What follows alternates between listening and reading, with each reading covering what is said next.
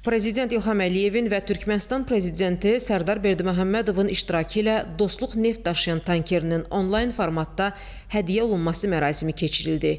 Azərbaycan tərəfindən Türkmənistana hədiyyə edilən Dostluq neft daşıyan tankeri Bakı Gəmiqayırma Zavodunda inşa olunub. Tankerin ümumi uzunluğu 141, eni 16,9, suya oturumu isə 4,54 metrdir. Deadweight'i 7875 ton olan tankerin Azərbaycanda inşası gəmiqayırma sənayemizin inkişafını nümayiş etdirməklə yanaşı, Azərbaycan-Türkmənistan dostluq əlaqələrinin inkişafına da töhfə verir. Bu, eyni zamanda Bakı Gəmiqayırma Zavodunda iri həcmli və texnoloji baxımdan mürəkkəb gəmiqayırma layihələrinin həyata keçirilməsinin mümkün olduğunu bir daha göstərir. Bu zavodda indiyədək 14 gəmi tikinti və 170-dən çox gəminin təmiri layihələri uğurla icra olunub.